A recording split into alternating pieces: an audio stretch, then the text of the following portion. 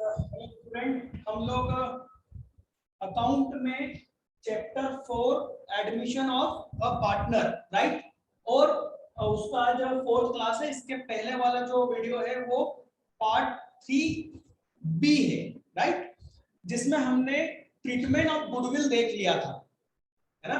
Treatment of goodwill देख लिया था और मैंने उसके क्वेश्चंस आपको कहा था कि आप लोग करना, और आप लोगों ने कोई डाउट नहीं पूछा। इट मींस आप लोगों को वो सारी चीजें आ चुकी है, ठीक है। अब हम लोग देखेंगे, मैं आपको नोट्स पे शो कर देता हूं कि हम लोग क्या देखने वाले हैं। तो नोट्स में आ जाइए पेज नंबर 4.15 राइट, और हमारा आज का टॉपिक है revaluation of assets and reassessment of liabilities, ठीक है। बहुत ही बढ़िया टॉपिक है। आइए इसको बोर्ड पर समझिए, सामने देखिए। जब मैं गुडविल ऑफ ट्रीटमेंट का जो हमारा जो पार्ट था पार्ट 3A, उसमें मैंने कुछ चीजें आपको समझाई थी। मैंने यहाँ पर ऐसा बैलेंस शीट बनाई थी, याद है आप लोगों को, है ना। जब एक नया पार्टनर बिजनेस को ज्वाइन करता है तो मैंने उस समय कहा था, चलो एग्जांपल ले लेते हैं, चेतन, भगत और गोपाल। नया पार्टनर गोपाल है ना। चेतन और भगत ओल्ड पार्टनर है, नया पार्टनर गोपाल है। तो गोपाल से हम कैपिटल का कुछ पैसा मंगवाते हैं राइट, ये कहा था हम लोगों ने, है ना। क्यों मंगवाते हैं? ताकि इस बिजनेस की जो असेट है उस, क्योंकि नया पार्टनर जब बनेगा तो वो इस बिजनेस का क्या होगा, ओनर होगा, तो उसका अधिकार, उसका राइट्स जनरेट होगा इस बिजनेस की असेट पर राइट। तो उसके लिए हम उससे क्या मंगवाते हैं, कैपिटल मंगवा लेते हैं, ठीक है। अब बात को यहां पर ध्यान देना, थोड़ा सा दिमाग लगाना, ठीक है ना। मान लो ये एक लैंड प्लाट है ना, एक प्लाट खरीद रखा है, लैंड राइट। चेतन और भगत ने ये प्लाट 10 लाख रुपए में खरीदा था। कब कितने में? 10 लाख रुपए, आज से 3 साल पहले, ठीक है। अब जब ये नया पार्टनर आएगा तो इस प्लाट पर गोपाल का भी हक होगा, अधिकार होगा। मान लो ये आज आया, ठीक, पार्टनर बन गया, और कल इन्होंने इस जमीन को बेचा, तो ये जमीन क्या 10 लाख रुपए में बिकेगी? जो 3 साल पहले 10 लाख में खरीदी थी, हम अच्छे से जानते हैं ये कुछ भी हो 10 लाख से ज्यादा में ही बिकेगी। मान लो ये कितने में बिकी? 15 लाख में। तो यहाँ पर 5 लाख का क्या हुआ? गेन, प्रॉफिट, है ना। इसको एक्चुअल में गेन बोलते हैं, है ना। जिनको नहीं समझ में आता उन लोगों के लिए हम प्रॉफिट ही बोलेंगे। हाँ, तो आपको 11th वाला कॉन्सेप्ट थोड़ी ना मैं समझाने बैठ जाऊंगा कि बेटा ये गेन है प्रॉफिट नहीं है। ठीक है बेटा, प्रॉफिट समझ में आता है, प्रॉफिट ही सही, ठीक है। तो ये 5 लाख का जो प्रॉफिट हुआ है ना, ये इस प्रॉफिट में अब ये जब बटेगा तो भैया गोपाल को भी मिलेगा। गोपाल ने ऐसा क्या करा जो उसको इसका फायदा मिल गया?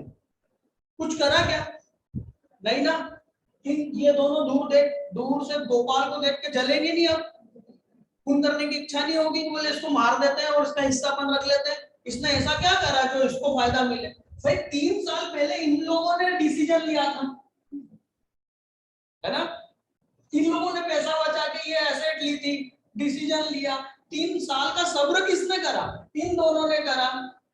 तुम मलैया खा रहा है, गलत है, पूरी तरह से गलत है राइट। तो ऐसा नहीं होना चाहिए, है ना। ठीक, दूसरा एग्जांपल इसमें हम समझो, मतलब इस प्रॉफिट में, है ना, ये जो गेन हुआ, इस प्रॉफिट या गेन में गोपाल को कुछ नहीं मिलना चाहिए, सही है ना। ठीक, मशीनरी,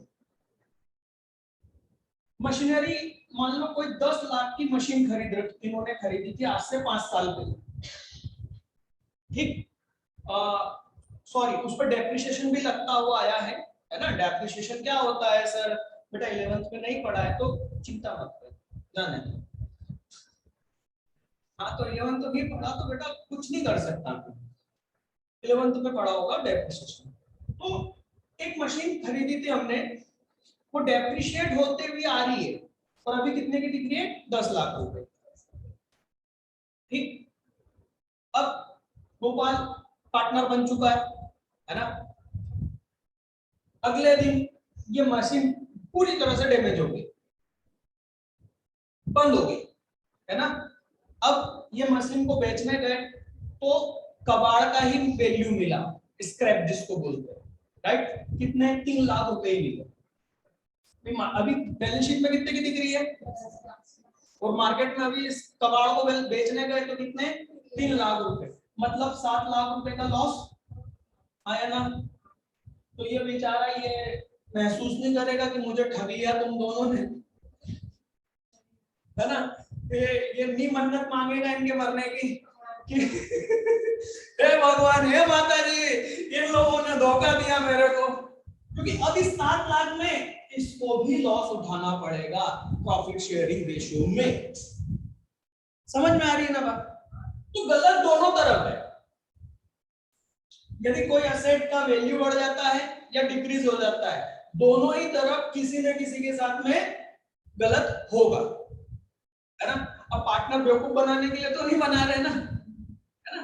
आगे सालों साल इनको पार्टनरशिप बना के रखनी है, तो सब कुछ क्या होना चाहिए, बिल्कुल फेयर होना चाहिए।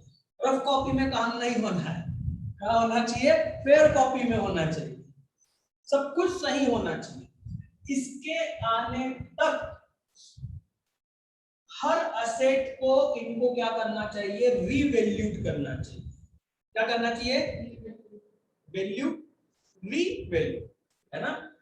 उन सारी असेट को इनको क्या करना चाहिए, रीवैल्यूड करना चाहिए, और बैलेंस शीट में इन सारी असेट को नई वैल्यू, मतलब रीवैल्यू जो करेंगे नए वैल्यू पर लिखना चाहिए, ताकि जैसे मान लो रीवैल्यूड करेंगे तो ये कितने पे दिखेगी, 15 लाख में। तो यदि कल हम इसको बेच भी देंगे, गोपाल के आने के बाद हम इसको कल बेचेंगे भी, तो प्रॉफिट नहीं होगा। बात समझ में आ रही है ना। 15 लाख की चीज 15 में बिकेगी, या 15 लाख 10,000 में बिकेगी, ठीक है, समझ में आ रही बात। तो प्रॉफिट ही नहीं होगा तो गोपाल को कुछ नया कुछ मिलेगा क्या, नहीं मिलेगा। समझ में आ रही बात।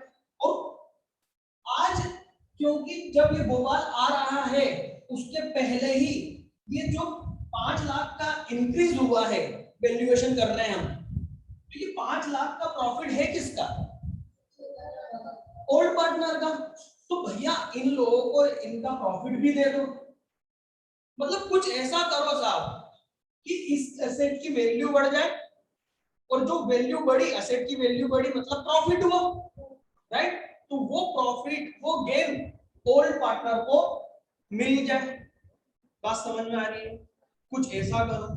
फिर किसी एसेट में वैल्यू डिक्रीज होगी, राइट, तो जो वैल्यू डिक्रीज हुई है तो एसेट को भी डिक्रीज करो, और जो लॉस हुआ है वो लॉस भी इन दोनों को ही मिलना चाहिए, नए पार्टनर को नहीं होना, है ना। तो कुछ ऐसा करो। तो क्या कर सकते हैं, जो बहुत सिंपल है, मतलब अभी तो उस पे जाना ही मत कि बुक में क्या है, हमारे टीचर ने क्या करवाया था, हमारे टीचर ने तो जर्नल एंट्री लिखवाई थी, एक अकाउंट बनाया था, साहब हो गया था खत्म, तुम तो 15 मिनट से कहानी सुना रहे हो, है ना? उस पे मत जाना अभी प्लीज। कॉन्सेप्ट को समझने की कोशिश करो, क्वेश्चन बहुत आसान होते हैं। समझो ये असेट है, इसकी वैल्यू बढ़ी है, राइट। हम इसको रीवैल्यूट करना चाहते हैं, हम चाहते हैं कि ये असेट अब 10 लाख पर नहीं 15 लाख पर दिखे, जनरल एंट्री करना पड़ेगा। 11th से मैं समझाते आ रहा हूं बच्चों को कि अकाउंट में कुछ भी करना है तो जनरल एंट्री, कुछ भी करना है जनरल एंट्री। समझ में आ रही बात। तो इसकी जनरल एंट्री करो, ऐसी जनरल एंट्री करो जिससे इसकी एसेट की वैल्यू क्या हो जाए, बढ़ जाए। क्या एंट्री कर सकते हैं भाई, एसेट अकाउंट डेबिट, एसेट की वैल्यू को बढ़ाना हो, इंक्रीज करना हो तो एसेट को क्या करते हैं, डेबिट करते हैं, ठीक है। तो हम यहाँ पर एंट्री कर देंगे asset account debit, all asset account debit, जिसकी भी वैल्यू बढ़ानी है, ठीक है। 2 क्रेडिट किसको करूं भाई, ये जो वैल्यू बढ़ी है 5 लाख रुपए जो बढ़े हैं, ये प्रॉफिट है ना, गेन है ना, तो ये प्रॉफिट गेन किसका, ओल्ड पार्टनर्स का। पार्टनर को देना हो तो क्रेडिट, मैं कितनी बार बता चुका हूं, पार्टनर को देना हो तो क्रेडिट, पार्टनर से लेना हो तो डेबिट। तो ओल्ड पार्टनर्स को के कैपिटल अकाउंट क्या कर दो, क्रेडिट कर दो। कौन से रेशो में, ओल्ड प्रॉफिट शेयरिंग रेशो में।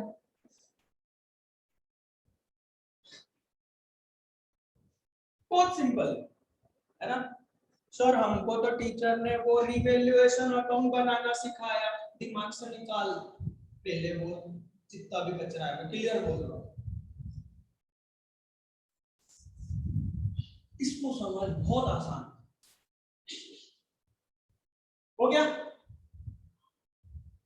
अब ये क्या हो रहा है, लॉस हो रहा है, असेट की वैल्यू को डिक्रीज करना है, तो क्या करोगे, क्रेडिट कर देंगे इसको, मशीन को, मशीनरी अकाउंट क्या हो जाएगा, क्रेडिट हो जाएगा 7 लाख से, और डेबिट क्या हो जाएंगे, ओल्ड पार्टनर्स कैपिटल अकाउंट क्या हो जाएगा, डेबिट।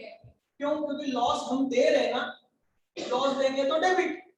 क्लियर, कौन से रेशो में, ओल्ड रेशो में, ठीक। ये बहुत ही सिंपल सी बात कि जब एक नया पार्टनर आए तो हमको क्या करना चाहिए, असेट्स को रिवैल्यूड करना चाहिए, उनको नई वैल्यू पर लाना चाहिए, जो आज की तारीख पर है, जिस दिन ये व्यक्ति ज्वाइन कर रहा है उस डेट की प्राइस पर, वैल्यू पर लाना चाहिए। तो जब हम उसको उस आज की डेट करंट वैल्यू पर लाते हैं, इसको क्या बोलेंगे, करंट वैल्यू। तो करंट वैल्यू पर लाते हैं तो कुछ ना कुछ प्रॉफिट या गेन होगा, सॉरी गेन या लॉस होगा, राइट। तो उसको हमको क्या करना चाहिए, ओल्ड पार्टनर को दे देना चाहिए। बहुत ही सिंपल सा कॉन्सेप्ट है, ठीक। अब हम आते हैं बुक में, है ना। देखो यहाँ तो केवल 2 महीने बताए, पर किसी बड़ी फर्म में ये 150 असेट हो सकते हैं, 200 असेट हो सकती है, हाँ हो सकती है। तो इतनी सारी असेट को आप बार बार क्या करोगे, कैपिटल अकाउंट में क्रेडिट करोगे, कैपिटल अकाउंट में डेबिट करोगे, और बार बार प्रॉफिट या लॉस को निकाल निकाल के किस में बांटोगे, ओल्ड रेशो में बांटोगे, ठीक। अब उससे होगा क्या, कैपिटल अकाउंट को इमेजिन करो जरा, कैपिटल अकाउंट को इमेजिन करो, कैपिटल अकाउंट में बहुत सारा डेबिट क्रेडिट डेबिट क्रेडिट आ रहा है, पता ही नहीं चलेगा कि ये क्या हो क्या रहा है, समझ में आ रही बात। अब अकाउंट जो है वो कंफ्यूज होने के लिए थोड़ी ना बनाया जाता है, अकाउंट बनाया जाता है समझने के लिए कि क्या चल रहा है, और इतनी सारी एंट्री से 150 एंट्री से गया समझ में ही नहीं आएगा कि हुआ क्या, है ना। तो भैया आपको इसको क्या करना चाहिए, थोड़ा सा स्मार्ट तरीके से करना चाहिए, ताकि आपको समझ में आए, कोई भी व्यक्ति उस कैपिटल अकाउंट को उठा के देखे इनको, तो समझ में आ जाए कि क्या हुआ, ठीक। तो उसके लिए हम एक ट्रिक यूज करते हैं, जिसको एक शॉर्टकट भी बोल सकते हैं, स्मार्ट तरीका भी बोल सकते हैं। उसके लिए हम लोग एक अकाउंट बनाते हैं जिसको हम बोलते हैं रीवैल्यूएशन अकाउंट। कौन सा अकाउंट बेटा, रीवैल्यूएशन,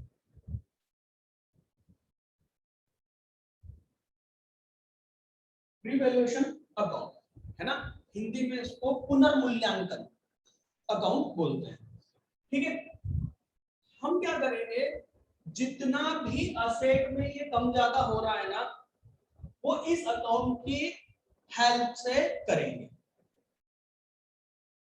ठीक है। देखते हैं कैसे, असेट बढ़ी, असेट को डेबिट करना है, ठीक। क्रेडिट हम कैपिटल अकाउंट को नहीं करेंगे, हम क्रेडिट इस अकाउंट को करेंगे। अब ये अकाउंट क्या होता है ये समझो, ये है एक्चुअल में प्रॉफिट एंड लॉस अकाउंट। क्या है, प्रॉफिट एंड लॉस अकाउंट।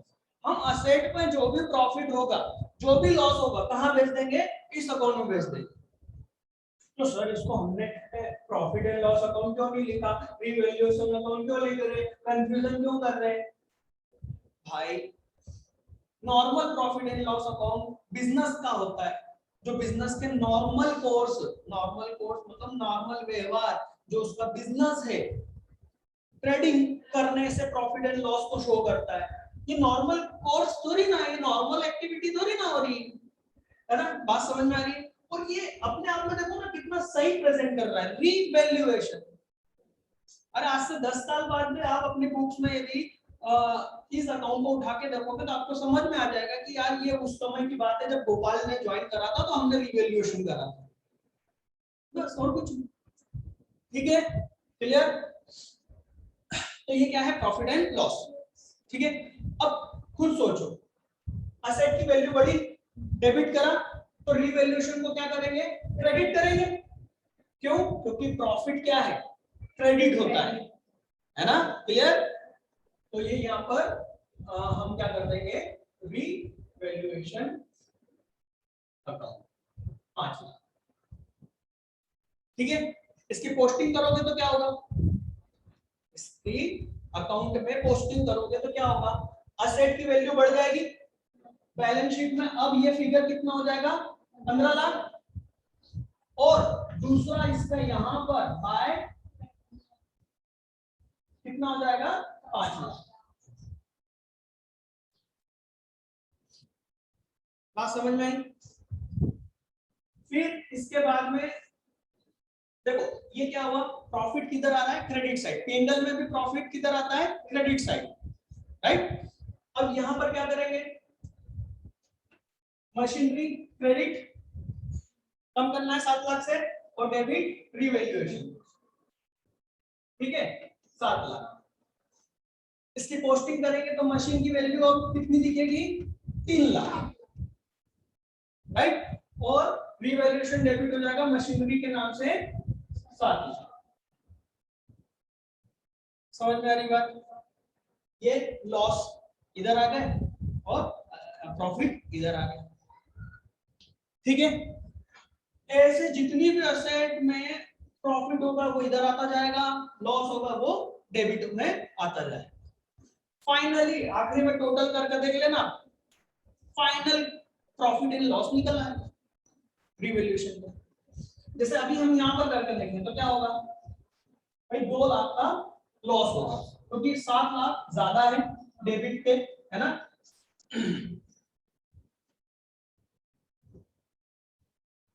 इधर भी 7 लाख करना है तो ये 2 लाख का क्या हो गया बेटा, लॉस, रीवैल्यूएशन लॉस।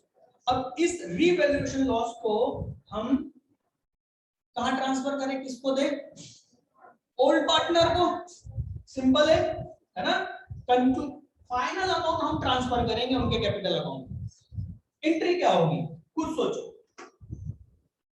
भाई, ये अकाउंट क्या होगा, क्रेडिट, क्रेडिट होगा ना, क्योंकि क्रेडिट के साइड में 2 लाख लिखने पड़ेंगे ना, क्लियर है।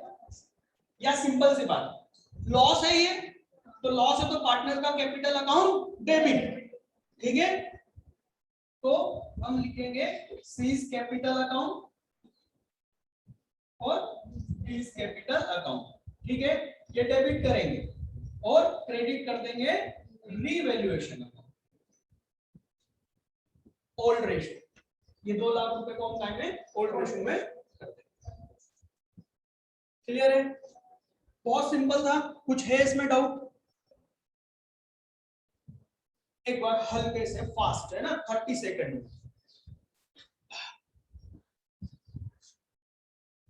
जब भी एक नया पार्टनर बिजनेस में ज्वाइन करता है तो वो क्या चाहेगा, और ओल्ड पार्टनर दोनों ही ये चाहेंगे, न्यू पार्टनर ओल्ड पार्टनर दोनों ही चाहेंगे कि जो बिजनेस की असेट है वो आज करंट वैल्यू पर शो हो, ताकि फ्यूचर में, ताकि पास्ट का जो भी प्रॉफिट या लॉस है वो फ्यूचर में नए पार्टनर या ओल्ड पार्टनर को भुगतना ना पड़े गलत तरीके से। समझ में आ रही बात।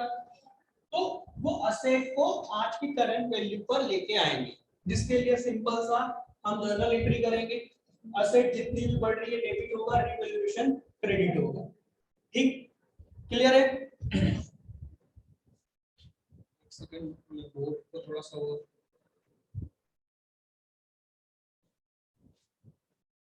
कुछ लाइट बाहर। और असेट यदि वैल्यू डाउन हो रही है तो रिवैल्यूएशन अकाउंट डेबिट करेंगे और असेट को क्रेडिट करेंगे। इस तरीके से जो भी फाइनल प्रॉफिट लॉस निकलेगा वो पार्टनर के कैपिटल अकाउंट में ट्रांसफर होगा, है ना। एंट्री क्या होगी, बहुत सिंपल होगी, लॉस हुआ तो पार्टनर को डेबिट करना, रिवैल्यूएशन क्रेडिट होगा। प्रॉफिट हुआ तो पार्टनर क्रेडिट होंगे, रिवैल्यूएशन डेबिट होगा। ऑटोमेटिक वो यहां से देखने से ही समझ में आता है, ठीक है। ये हो गया क्या, रिवैल्यूएशन ऑफ असेट। बट एक और चीज था इसके साथ में, reassessment of liability. Okay, reassessment का मतलब क्या हुआ, सेम लायबिलिटी को भी हम सोचेंगे। नया पार्टनर सबसे ज्यादा ध्यान किस पर देता है, ऐसी असेट जो कि डेप्रिशिएबल है, कि उसकी रियल वैल्यू लिखी है कि नहीं लिखी इन्होंने, और लायबिलिटी पर कि इन्होंने एक्चुअल में लायबिलिटी लिखी है या नहीं।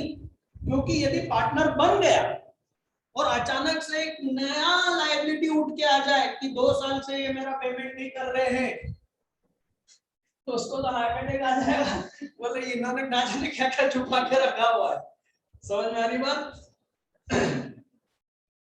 हालांकि गोपाल क्या करता है, जो भी नया पार्टनर होगा ना, वो इतना बुद्धिमान तो होगा, वो एक एग्रीमेंट करवाता है कि आज के डेट के पहले के कोई भी लायबिलिटी जो कि इसमें बैलेंस शीट में नहीं है, उसका जिम्मेदार केवल ओल्ड पार्टनर ही होंगे, है ना।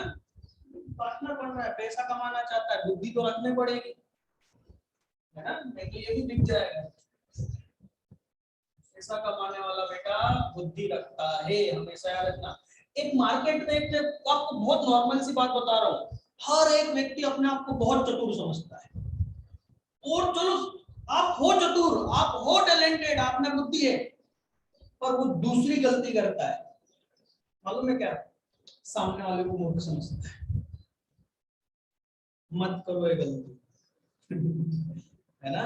सभी अनाज खाते हैं और सब बुद्धि रखते हैं, तो सामने वालों को बेवकूफ समझ के बिजनेस कभी मत करना। सामने वाले को बुद्धिमान समझ के बिजनेस करोगे, बहुत ग्रोथ करोगे, गारंटी। चलो, तो रीअसेसमेंट ऑफ लायबिलिटी, ठीक है। तो यहाँ पर लायबिलिटीज कैसे आती है, नॉर्मली क्रेडिटर के रूप में दिखेगा। क्या के रूप में दिखेगा, क्रेडिटर, है ना। क्रेडिटर जिनसे हम माल उधार, गुड्स उधार में लेते हैं, राइट। मान लो ये 7 लाख दिख रहा है, ठीक है। तो चेतन और भगत ने बोला कि अरे यार इसमें एक 20,000 रुपए का या एक 50,000 रुपए का एक क्रेडिटर है, वो इसमें आया नहीं है, क्या हमको ज्यादा देना पड़ेगा। हमने अभी उसकी वैल्यू यदि करें तो उसका ब्याज भी मिला के देना पड़ेगा, तो करीबन 7 लाख रुपए, 7.5 लाख रुपए हो जाएगा, राइट। तो लायबिलिटी को बढ़ाना है, लायबिलिटी को बढ़ाना है, तो लायबिलिटी को करते हैं क्रेडिट बढ़ाने के लिए, है ना। तो हम यहाँ पर लिखेंगे टू क्रेडिटर, मतलब 50,000 से बढ़ाना है, ठीक है। तो डेबिट किसको करें, लायबिलिटी का बढ़ना क्या है, लॉस है या प्रॉफिट है, लॉस है ना। लायबिलिटी का बढ़ना मतलब लॉस, तो रिवैल्यूएशन क्या हो जाएगा, डेबिट। ये देखो लॉस मतलब डेबिट, है ना। तो हम यहाँ पर रिवैल्यूएशन को क्या कर देंगे, डेबिट। 50,000 से रिवैल्यूएशन डेबिट हो जाएगा, यहाँ पर आ जाएगा टू क्रेडिट है। मतलब सर लायबिलिटी के लिए भी हम यहाँ पर ही लिखेंगे, हाँ। लायबिलिटी का जब रीअसेसमेंट करोगे कम ज्यादा वही है, रिवैल्यूएशन ही है ना, तो उसको रिवैल्यूएशन अकाउंट में ही लेके आना है। लायबिलिटी में फायदा हुआ तो किधर लिखोगे, क्रेडिट साइड, ऑटोमेटिक एंट्री होगी। फायदा हुआ मतलब 7 लाख तक क्रेडिटर है, अचानक मालूम पड़ा कि एक मनोज था, है ना, 1 लाख रुपए का क्रेडिटर, अब नो मोर है ना, मनोज नो मोर, मतलब अब मनोज गया और हम सब कच्चे पे काम करते हैं। कच्चा समझते हो, पक्के बिल पे नहीं। मनोज से हमने जो खरीदा था वो कच्चे पे खरीदा था। मनोज के जो अब आगे के जो जनरेशन है उनके पास कोई सबूत नहीं है कि हमने उनसे माल खरीदा था। वल्ले वल्ले वल्ले उधर उसके नुक्ती पूरे बेटे, अपन इधर घुस हो गए, बोले 1 लाख रुपए बच गए। हालांकि गलत बात है, बिजनेस में कभी ऐसा नहीं करना चाहिए, पर 1 लाख रुपए ज्यादा इंपॉर्टेंट होता है। तो ये चेतन भगत बोलेंगे कि यार भोपाल को कि ये मनोज के 1 लाख रुपए बच गए भाई, तो हम इसको क्या करेंगे, कम करेंगे ना, फायदा हो गया ना। तो क्रेडिटर डेबिट और रिवैल्यूएशन क्रेडिट, ठीक। तो कोई सी भी असेट तो सॉरी कोई सी भी लायबिलिटी में कम ज्यादा होगा तो कुछ फायदा या लॉस होगा, उसका इम्पैक्ट यहाँ आ जाएगा, और फाइनल कंक्लूजन में प्रॉफिट या लॉस आप कैपिटल अकाउंट में ट्रांसफर करें। इन शॉर्ट आपको ऐसा नहीं करना है कि केवल असेट कर लिया फिर प्रॉफिट निकालना है ना, असेट और लायबिलिटी को दोनों को साथ में करना है। असेट और लायबिलिटी का दोनों का इफेक्ट यहाँ ट्रांसफर कर दिया, उसके बाद फाइनल प्रॉफिट या लॉस निकालना है, ठीक है। तो यहां पर हमने concept wise revaluation of asset and liability को कंप्लीट कर लिया, ठीक है। अब मैं आपको इसका ट्रेडिशनल तरीका जो कि बुक्स में चलता है, जो कि क्वेश्चन करने का एक तरीका होता है ना, वो मैं आप लोगों को शो करता हूँ, ठीक है। नोट्स पे चलिए, नोट्स पे आ जाइए। तो सर इसमें थ्योरेटिकल क्वेश्चन आता है, बिल्कुल, ये मैंने इतना इसलिए थोड़ी ना लिख रखा है ना। तो सर क्या आता है, बस ये कि रिवैल्यूएशन असेट और लायबिलिटी के बारे में बताइए, या ये पूछ लिया जाता है कि at the time of new partner, admission of new partner, asset और लायबिलिटी का क्या करते हैं, तो हम बोलेंगे ये करते हैं। ये जो ज्ञान है लिखा हुआ आपके सामने, सर आप पढ़ के बताओगे? नहीं, बिल्कुल भी नहीं बताऊंगा सर, पर थ्योरी आती है, आप थ्योरी तो समझाते नहीं हो। थ्योरी समझाने के लिए पूरी अक्खी दुनिया पड़ी बेटा, है ना, हर व्हाट्सएप तो वही कर रहा है, तो मेरे पास मेरे वीडियो क्यों देख रहा है? थ्योरी समझ में आ जाती तो वो सिंपल है ना, यदि अगले को थ्योरी समझ में आ जाती तो मेरा वीडियो क्यों देखता? तो जो मैं समझा रहा हूँ वो देख लेना भाई। तो प्रैक्टिकल समझ बेटा, थ्योरी बहुत आसान है ना, पढ़ के देखो बहुत इजी है। चलो ना जाओ यार, मैं भी इसमें आई थिंक कंप्यूटर की स्क्रीन बहुत दूर हो जाती है और वहां तक देखने में फिर जोर डलता है।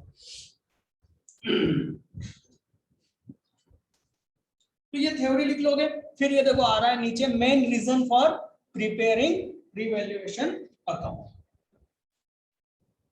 थ्योरी आईएमपी, बिल्कुल सर पूछ सकते हैं, और क्या पूछेगा, थ्योरी है ही कितनी बेटा, है ना, ये याद कर लेना या समझ लेना। मैंने रियल में बोल रहा हूँ, यदि आपने मेरी पूरी कहानी को आज को ढंग से समझा होगा ना, ये सब यहाँ पर लिखा होगा, पर अपन ने थोड़ा मसालेदार तरीके से समझा, ये थोड़ा सा थ्योरेटिकल होगा, पढ़ो, ठीक है। तो मेन रीजन आपको समझ में आ जाएगा यहाँ पर कि किस कारण से। चलो आप इसको रीड करो तो, अब इसके नेक्स्ट पेज पर देखिए क्या दिया हुआ है। हाँ तो मैं बता तो दूं, मतलब देखो मैंने क्या, मैं आधा अधूरा लिखता हूँ, तो एक प्रॉपर फॉर्मेट में आप लोगों को सामने दिख जाए, मैं बस वो क्लियर कर देता हूँ, है ना। तो असेट्स लायबिलिटी, पहला जो पॉइंट लिखा हुआ है, when the asset and liability appears in the book at revised value, revised value मतलब न्यू वैल्यू, और एक होगा, एक तरीका होगा जिसमें हम ध्यान देना, हम असेट और लायबिलिटी पे जो प्रॉफिट या लॉस हो रहा है उसका ट्रीटमेंट पार्टनर्स के कैपिटल अकाउंट में डालना चाहते हैं, बट उनको उन असेट या लायबिलिटी को नई वैल्यू पर बैलेंस शीट में लाना नहीं चाहते। अभी क्या हो रहा है, अभी मैंने जो सिखाया उससे क्या होगा, असेट की वैल्यू बदल जाएगी बैलेंस शीट में, न्यू बैलेंस शीट में क्या होगा, नई वैल्यू पर आएगा, हाँ या ना। एक और ट्रीटमेंट होता है जिसमें हम जो देखो इतनी आसानी से आप किसी भी एसेट की वैल्यू नहीं चेंज कर सकते। पहली चीज तो रियल लाइफ में ऐसा नहीं कर सकते आप कि आप अपने मन से ही एसेट की वैल्यू बढ़ा दो और चेंज कर दो, ठीक है? क्योंकि वो फिर वो जो बुक्स होती है ना, मतलब वो जो अकाउंट्स होते हैं, वो बैलेंस शीट की अपनी वैल्यू खत्म हो जाती है। भाई आप तो कुछ भी कर दोगे ना वैल्यू, समझ में आ रही बात? तो ऐसा इतनी आसानी से नहीं होता है। उसके लिए फिर आपको ऑडिट करवाना पड़ता है, सीए से ऑडिट करवाना पड़ेगा, ठीक? उसके बाद भी उसकी वैल्यू उतनी अच्छी नहीं रहेगी। बैलेंस शीट की वैल्यू का मतलब समझते हो क्या होता है? बैलेंस शीट की वैल्यू का मतलब, जब आप लोन लेने जाओगे ना, तो बैंक क्या देखती है? बैंक पार्टनर के चेहरे नहीं देखती है, बैलेंस शीट देखती है। वो बैलेंस शीट लाओ, ऑडिटेड सीए की, सीए ऑडिट करके देता है, सील साइन थप्पा लगा के देता है। तो वो बैलेंस शीट देखकर बैंक मैनेजर डिसीजन लेता है कि इनको लोन देना है कि नहीं देना है। और उसकी बैलेंस शीट की इज्जत ऐसे उड़ा दोगे, कभी भी वैल्यू चेंज कर दी, क्या रहेगी उसकी? बात समझ में आ रही है? तुम बैंक मैनेजर बोलेगा पिछले साल ही तुमने बढ़ा दिया, क्यों? बोले नया पार्टनर आया तो हमने 10 का 15 कर दिया। वाह, अरे मेरा समय ढल जाए ऐसे, ठीक है? तो इसका ट्रीटमेंट ऐसा किया जाता है कि उस असेट की वैल्यू यहां पर बढ़े नहीं, घटे नहीं, वही रहे, एग्जिस्टिंग जो है वही रहेगी, बट उस पर होने वाला प्रॉफिट या लॉस ओल्ड पार्टनर को उसका बेनिफिट मिल जाता है, ठीक है? और वो एक दूसरा ट्रीटमेंट होता है। देखो सबसे टॉप पे दोनों तरीके लिखे हुए हैं। पार्टनर में डिसाइडेड दैट, पार्टनर डिसाइड कर सकते हैं क्या? एक तो नई वैल्यू जो है वो क्या हो, बुक्स में अपीयर हो, है ना, में अपीयर, राइट? और दूसरा क्या होता है, वो ओल्ड वैल्यू ही दिखे, ठीक? तो मैं आपको ओल्ड वैल्यू वाला केवल एक क्वेश्चन करवाऊंगा, यदि वो इस बुक्स में मैंने नोट्स में लिया होगा तो। बात को समझो जरा। एक्चुअल में जो हमारे क्वेश्चंस आते हैं वो कौन से तरीके से आते हैं, जो हमने अभी तक पढ़ा, जिसमें नई वैल्यू रिवाइज हो जाती है, वैल्यू रिवाइज हो जाती है, राइट? पर रियल लाइफ में ऐसा नहीं होता है। रियल लाइफ में होता है वो जो सेकंड तरीका है, और उस पर हम केवल एक ही क्वेश्चन देखेंगे, क्योंकि एमपी बोर्ड या सीबीएसई भी उस तरह के क्वेश्चन पूछने में इंटरेस्टेड नहीं है। क्लियर? तो जब तक हम क्वेश्चन देख रहे हैं, हम फर्स्ट सिचुएशन वाला देख रहे हैं, रिवाइज करने, जब तक हम बात ना करें तब तक दूसरे के बारे में ना सोचें, ठीक है? तो यही मैंने बताया, देखो कि असेट की वैल्यू बढ़ेगी तो क्या करना है, ये लिखा है, for an increase in value of asset, for decrease in the value of asset, ठीक? For increase in the amount of liability, for decrease in the amount of liability, for accounting unrecorded asset, for accounting unrecorded liability। Sir ये क्या है unrecorded asset, unrecorded liability? बहुत simple है बेटा, इधर देखो board पर। अब क्या होता है जब ये रीवैल्यूएशन कर रहे हैं, है ना, रीवैल्यूएशन करते करते इनकी नजर गई कबाड़ पे, ठीक है? तुम बोला यार कबाड़ में क्या क्या रखा है जरा देखना है यार, ठीक? तो छाटते गए तो पता चला कोई सी एक ऐसी मशीन निकली जो तांबे की बनी हुई है। तांबा समझते हो? अब उसकी वैल्यू तो क्या होती है, तांबे की वैल्यू बढ़ती है, गोल्ड जैसा होता है, वो चमकता भी है और उसकी वैल्यू भी बढ़ती है, राइट? तो बोले वो 5 साल पहले या 10 साल पहले मशीन खरीदी थी, अब काम की नहीं है, पर क्योंकि वो तांबे की और भारी है तो उसकी वैल्यू आज पता चले वो 50,000 की है मशीन, तांबा इतना महंगा हो गया बोले। समझ में आ रही बात? तो कबाड़ में रखी हुई एसेट निकल रही है, ठीक है? तो आप, हो सकता है कि आपने उसका डिसीजन लिया कि नहीं इस तांबे की मशीन को अपन यूज करेंगे, मतलब उस असेट को फिर से आप क्या करना चाहते हो, यूटिलाइज करना चाह रहे हो। अभी तक वो आपकी बुक से आपने हटा दी थी, स्क्रैप बोल के आपने उसको क्या कर दिया था, अकाउंट्स में से, असेट की लिस्ट में से आपने उसको क्या कर दिया था, हटा दिया था। अब वो फिर से आ गई, तो फायदा हुआ ना, एक असेट को आपको लेके आना है, तो जो भी मशीनरी है तो मशीनरी अकाउंट डेबिट, क्योंकि असेट की वैल्यू बढ़ रही है, असेट ही नहीं आ रही है ना, तो मशीनरी अकाउंट डेबिट बेटा, और क्रेडिट क्या, रिवैल्यूएशन। तो इस तरीके से एक नई मशीन, नई असेट आपकी बुक्स में आ जाएगी। इसको हम क्या बोलेंगे, अनरिकॉर्डेड। अनरिकॉर्डेड क्यों बोल रहे हैं, क्योंकि वो बिजनेस में थी पर बुक्स में नहीं थी। ऐसा हुआ कि कोई से असेट खरीद के लाए थे, ये कोई सॉफ्टवेयर खरीद के लाए थे और भूल गए थे उसकी एंट्री करना, और जब चेक कर रहे थे, सब सब चेक कर रहे थे इसके आने पर, गोपाल के आने पर, तो अचानक एक लिस्ट निकली और बोले अरे अरे अपन एक सॉफ्टवेयर लाए थे 20,000 रुपए का। हाँ बोले याद आ गया, याद आ गया, उसकी एंट्री तो कर ही नहीं है, उसको तो अपन ने असेट में शो ही नहीं करा। चलो शो करो, शो करो, तो asset account debit, software account debit, और क्रेडिट क्या हो जाएगा, रिवैल्यूएशन, क्योंकि वो तो पूरा का पूरा प्रॉफिट हो गया ना।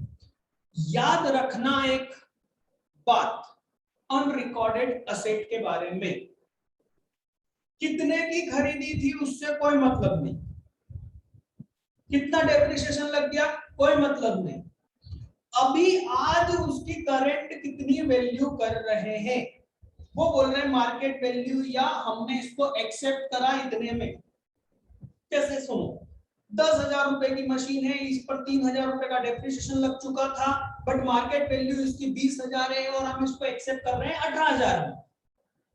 एक्सेप्ट कितने में कर रहे हैं, 18,000 की एंट्री होगी। तो सर क्या मतलब 8,000 का प्रॉफिट, नहीं, पूरा 18,000 का प्रॉफिट,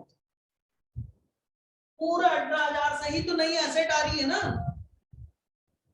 तो जितने अमाउंट से आप एक्सेप्ट कर रहे हो, या सिर्फ पुरानी वैल्यू और मार्केट वैल्यू आज की दे रखी है, तो मार्केट वैल्यू आज की, ठीक है, तो जितना अमाउंट है वही पूरा का पूरा गेन है, क्योंकि आपकी असेट तो यहाँ थी नहीं ना, जो भी मिला वो आपके लिए प्रॉफिट है, फुल अमाउंट। क्लियर। सेम ऐसा लायबिलिटी के लिए भी होगा कि एक लाला थे क्रेडिटर, जिनको हम यहाँ एंट्री करना भूल गए थे, और जिस दिन गोपाल से बात चल रही उसी दिन लाला टपक गए, मेरा पैसा कब दोगे। तो गोपाल ने पूछा आपका नाम क्या है, बोले लाला। तो इसने लिस्ट उठाई क्रेडिटर की, चेक करी, चेतन को देखता, बोले लाला तो दिख नहीं रहा, अरे बोले एंट्री करना छोड़ दी थी। समझ में आ रही बात। तो गोपाल एंट्री करवाएगा, एंट्री करो उनको, ठीक। अब गोपाल एंट्री क्या करवाएगा, एक लायबिलिटी कर रहे हो तो क्रेडिटर क्रेडिट, लायबिलिटी बढ़ रही है ना, तो क्रेडिटर क्रेडिट और रिवैल्यूएशन डेबिट, पूरा का पूरा अमाउंट जितना भी वो बोल रहा है। वो ऐसा भी बोल सकता है कि 50,000 का था 40 ही दे देना, तो क्या 10 का फायदा हो गया, नहीं, पूरा 40 का ही लॉस है, क्योंकि वो तो बुक्स में था ही नहीं, और अब अचानक 40,000 का आ गया। समझ में आई बात। बस यही था अनरिकॉर्डेड, ठीक है, ये रहा आपके सामने, ठीक है। यहाँ पर दोनों का एंट्री मैंने लिख दी है, प्रॉफिट होगा, ये देखो लॉस गेन मैंने लिख रखा है ना, दोनों की एंट्री में कैपिटल अकाउंट में क्या एंट्री करनी है, ठीक है। इस तरीके से आपका क्या बनता है, एक रिवैल्यूएशन अकाउंट बनता है, प्रो फॉर्मा बोला गया है। क्वेश्चन पूछा जाता है थ्योरेटिकली कि भाई रिवैल्यूएशन अकाउंट क्या है, एक्सप्लेन करो। तो आपको क्या करना है, थोड़ा सा वो जो लास्ट इसके पहले वाले पेज पर कुछ रीजन लिख दो, फिर ये जो हमने एंट्रीज बताई अभी है ना, ये जो जनरल एंट्री है ये एंट्रीज आएगी, और इसका ये फॉर्मेट आ जाएगा प्रो फॉर्मा, राइट। इस तरह से 5 नंबर का क्वेश्चन कंप्लीट हो जाएगा। अभी तो 2021-22 के लिए जो बच्चे हैं उनको तो चिंता ही नहीं करना है, सब गवर्नमेंट आपको बढ़िया तरीके से आगे प्रोग्रेस करवा देगी। वीडियो रिकॉर्ड हो रहा है इसलिए मैं बोल नहीं सकता वो शब्द। चलिए, तो एग्जांपल नंबर 17। आज की क्लास में काफी बड़ा वीडियो हो चुका है, काफी कॉन्सेप्ट हम समझ चुके हैं। इस एग्जांपल को मैं ऑन स्क्रीन ही समझा रहा हूँ, बोर्ड पर नहीं कर रहा हूँ मैं पूरी तरह से सॉल्व, ठीक। आप ट्राई करो, कल हम लोग नेक्स्ट क्लास में, यदि आपको ये नहीं समझ में आया होगा तो इसको भी सॉल्व करूंगा और एक दो क्वेश्चन और सॉल्व करूंगा, ठीक है। बट ट्राई करो कि हम इसको अभी ऑन स्क्रीन समझ लें, ठीक है। बहुत इजी क्वेश्चन है, कोशिश करो यही समझ में आ जाए और एक बार ट्राई करो, है ना। सबसे पहले हम क्या करते हैं, हम ये देखते हैं कि हमें क्वेश्चन में क्या करना है, क्वेश्चन हमसे चाहता क्या है। तो ये रहा नीचे, pass the journal entry and prepare the revaluation account. Journal entry करना है, प्रिपेयर करना है रिवैल्यूएशन अकाउंट। तो सर जर्नल एंट्री किसकी करेंगे?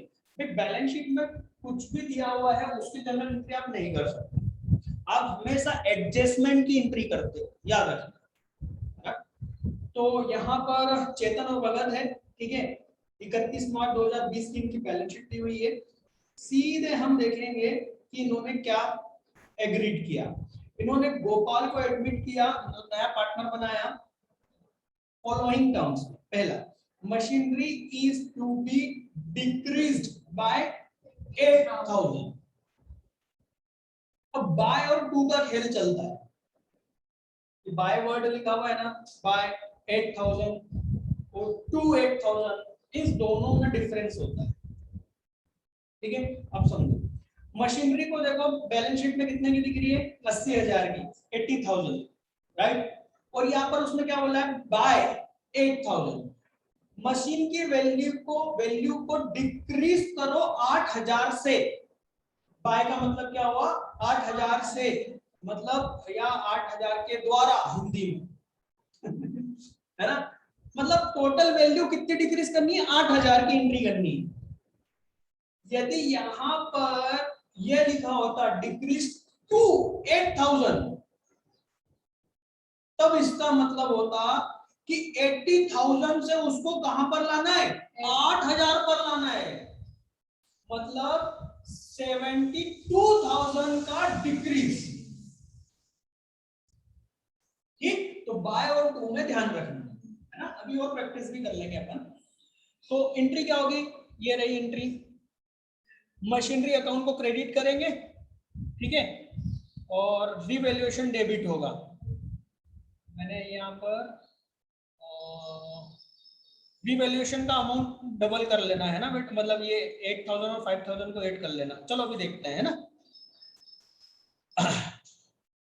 अभी केवल इतना ध्यान रखो, machinery account debit, machinery credit 8,000 से और रिवैल्यूएशन डेबिट 8,000 से, ठीक है। Creditor are increased by 5,000। Creditor increase हो गए मतलब लायबिलिटी बढ़ गई, लायबिलिटी बढ़ गई मतलब लॉस। तो रिवैल्यूएशन अकाउंट डेबिट, और क्रेडिटर को बढ़ाना है मतलब लायबिलिटी बढ़ाना है मतलब क्रेडिट। तो क्रेडिटर बढ़ेंगे कितने से, 5,000 से, और रिवैल्यूएशन डेबिट होगा 5,000 से, ठीक है। Patent are valueless, bills payable भी हटाना पड़ेगा। Bills payable is decrease by 2,000, bills payable decrease हुए हैं 2,000 से। तो बिल्स पेबल तो है ही नहीं, सॉरी, हाँ 25,000 के बिल्स पेबल है। तो बिल्स पेबल 2,000 से डिक्रीज हो रहे हैं मतलब फायदा हो रहा है। तो बिल्स पेबल को हम डेबिट करेंगे और रिवैल्यूएशन को क्रेडिट करेंगे, क्लियर है ना। इसमें एंट्री दी है कि नहीं दी है, हाँ दी है। ये देखो, bills payable debit, bills payable liability होती है, लायबिलिटी को हमको डिक्रीज करना है इसलिए हम डेबिट करेंगे और रिवैल्यूएशन को हम क्रेडिट करेंगे, क्योंकि लायबिलिटी कम हो रही है मतलब फायदा हो रहा है, फायदा हो रहा है मतलब रिवैल्यूएशन को क्रेडिट करेंगे। चिंता मत करो, मैं इतना ज्यादा आगे नहीं समझाऊंगा, है ना। पेटेंट्स आर वैल्यूलेस, पेटेंट्स ये रहे असेट साइड में, है ना। वैल्यूलेस का मतलब जीरो, कोई काम के नहीं बचे, कचरा हो गए, है ना। तो असेट क्रेडिट, क्योंकि जीरो हो गई ना असेट, तो पेटेंट क्या हो गया, क्रेडिट 5,000 से, और डेबिट करेंगे रिवैल्यूएशन। तो यहाँ पर ये जो रिवैल्यूएशन है ना, ये टोटल अमाउंट कर लो कितना, 13,000, 13,000 कर लो बेटा उसको।